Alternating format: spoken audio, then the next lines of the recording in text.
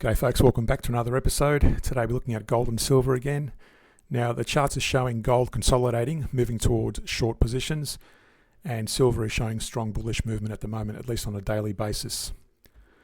Before we get into the analysis, if you have questions around these daily videos, then reference the +1 videos identified by the +1 symbol, which break down the daily videos into simpler language. So as of today, June 9th, 2025, gold, central banks continue heavy buying, approximately 1,000 tonnes projected this year, driven by de-dollarization and geopolitical uncertainty, fueling a year-to-date 29% rally to $3,360 per ounce. Supply growth is modest, +1% mine output, while ETF inflows surge and inflation hedging remains strong. JP Morgan forecasts around $3,675 by end of 2025 and potential rise towards $4,000 in 2026.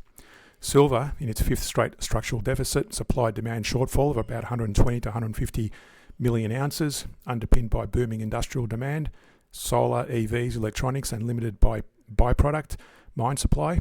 Prices have surged 24% year-to-date to $35.8 per ounce.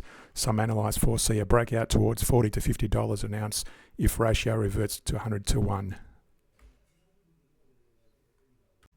So for gold, looking at it at the long-term trends first, we'll look at the monthly, the weekly and the daily. And the monthly, you can see here it's a nice strong bull run above the moving averages. There's no CCI drawn for it, but just looking at the chart itself, it looks very bullish at the moment, although there is a bit of consolidation up there in the last couple of months, current month including. On the weekly, if I zoom out on this one, we've got this bearish divergence. In fact, there's a couple of bearish divergences in there. The first one here broke down, hit its minimum target, and the second one here is still in play. You can see there the CCI is dropping off.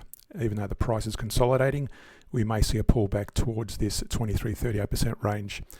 And the way these ranges are measured, we look at the Fibonacci range, we take it back to that significant low there, and that's at 23-38% range we target as a minimum. So again, the CCI is dropping, the price is consolidating, and we might see a pullback. For this to invalidate, we need to see the CCI rise and eventually rise higher than those previous peaks there. And in which case, by that stage, we will definitely see the price also rise. But at the moment, cautious about going long on the smaller time frames if you're trading on the daily. On the daily chart, we had another bearish divergence here. You can see there slightly lower highs on the CCI versus higher highs on the price, and that actually broke down and it's been fluctuating in that 23-38% range for some time. We had another couple of little divergence during this period, and I've marked them there with these rectangles. That one there was probably incorrectly drawn or invalidated, so I'm going to delete that. But at the moment, you can see there that more recent one was hit its target. And again, if I drew a target, Fibonacci range, that's at 23-38%. And that, by the way, these different time frames are different and independent divergence from the other time frames. So again, in that range for a while, then it's broke out, but notice the CCI is still dropping, so you might see further declines in the price. On the daily, you can see that the price is currently in that moving average range. Another thing I want you to want to highlight, I've got these little grey or red and light blue areas highlighted, and they're fair value gaps. That's basically unfilled orders. So we might possibly see the price at some point in the coming days, if not hours, break into that zone there. It could go as high as the 50% level before breaking further to the downside. You can see here, this was another fair value gap. It lasted for a few days, and then finally this bear candle filled those orders. Going back here as well, that broke down to about the 25% range. In fact, that was about the 50% range, the wick of that candle. And this one here, you can see there are a few there, and they were filled. And this one up here was also filled with that bullish candle. So it could take a few days possibly to play out. So always be aware of the fair value gaps. Now, if we go to the intraday chart, we predominantly look at the long-term trends. In this case, we're looking at the daily. Get rid of that. We look at the daily, and that's telling us predominantly, even though the price is consolidating, the CCI is dropping, which means we take short trades only. And at the moment, you'll notice here on the 1 hour chart as well, on that we've got lower highs on the CCI versus higher highs on the price, and that actually broke down quite substantially. And if I drew a Fibonacci on that, we can take it back to that initially, but it went right through the 23-38% range, even on that one. it broke quite easily through the 23-38% range. I like to draw these Fibonacci ranges to the significant low before that divergence started. So it could have been either one of those, and both of those were penetrated. This one has actually fallen through and currently sitting around a 61% level of a retrace. So again, the CCI is still looking weak, still dropping, so predominantly short trades to be taken in line with the daily as well. Now if we go to the back testing, I've got two back tests here. I've got the stop loss approach and the average down approach. And basically on these back tests, I've started them both. If we go back to that's the 25th of April, that was that period back there. That's where they both started when the CCI started dropping. The stop loss approach, I got the baseline there of 100,000 on both.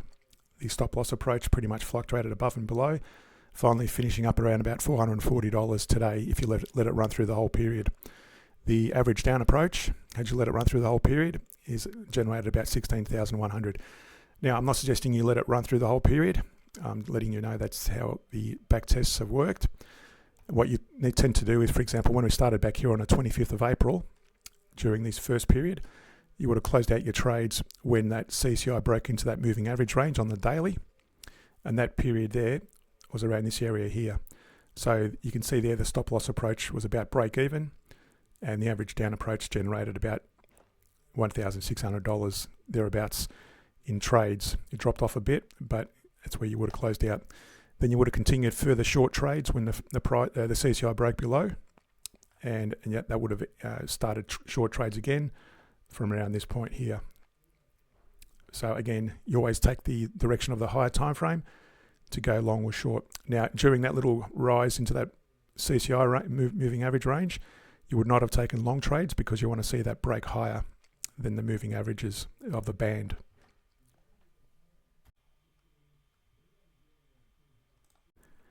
Next, looking at silver on the monthly, you can see there a nice big bull run above the moving averages of the price and also the CCI. Now, one thing to notice here as well is, let me just zoom in on this for a moment. You can see here we've had a couple of fair value gaps. Now, I'm going to highlight those. They're a very long-term play, and what basically for those new to trading or to fair value gaps, what it basically means is you take the candle that's with the fair value gap, and you take the candle that closes after it and the candle that closes before it. So what you do is you take the high of that candle, that wick there, and the low of that candle after it. And that's that gap there is called a fair value gap. That means basically orders haven't been filled. So there's a wider one there and there's a very narrow one in that range. That's why I've highlighted that whole range, which possibly means we may see a price come back and fill that fair value gap in some time in the future. I'm not saying it's going to happen next month. This could take years to play out. So if I zoom out, for example, you can see that one there was a fair value gap identified. Now that initially hit around the 25% level, but this one, as the kept going, that happened was formed around the middle of 2020, and then around about near the end of 2022, that fair value gap was filled with these candles here. And you can keep going back, and you can see that all those fair value gaps were filled at some point. Even back here, there was a fair value gap. You can see there that was filled by these candles over here, and that took quite some time. That fair value gap formed in 2013, and they were filled eventually in around about 2020. So it can take years to play out. So I'm going to mark that. It could take some time for that to be filled out. Again, this is the monthly chart. So bullish momentum at the moment is what we look at primarily. Then on the weekly, another bullish move with the price and the CCI above the moving averages. That fair value gap is filled, and all those are filled. Even that one there was filled. This one still remained open. So again, I just mark it as a reference and drag it across right over to where we are today. That needs to be filled at some point in the future. And again, that could take years or even months to play out. So the weekly is bullish as well. And then notice here on the daily as well, bullish momentum on the price and bullish momentum on the CCI. But notice the fair value gap's got very wide fair value gaps there. I'm going to mark both of them that way.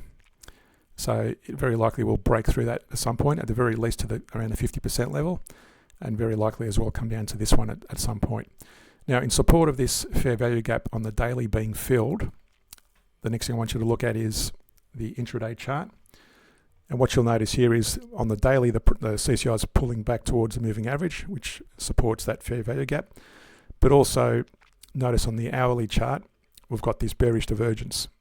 and that looks like it's starting to wind down to the downside at the moment. So even though the daily is bullish, I'd be waiting for this to break to the upside and invalidate this divergence to take long trades. I don't take long trades yet. We had another a little bearish divergence back here that broke down to the 23%, and it bounced quite strongly. But at the moment, we've got another one in play, as I said. And for that to play out, we want to see the price at the very least come back towards that 23, 38% range. So that's where we are at the moment. That's a minimum retrace we expect, and more than 90% of the time it hits that level. But of course, it could go a lot further. And in support of those fair value gaps, we may see the price fall further as well. So just be aware of that.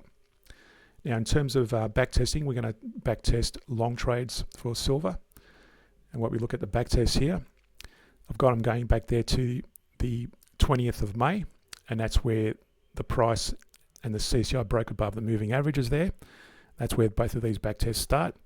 The stop loss approach there, you can see there, it dipped initially below our baseline of 100,000, but then it recovered with generating about 3,800, and the average down generated about 59,800. Now again, that's because of these multipliable effects of the multiple contracts we enter.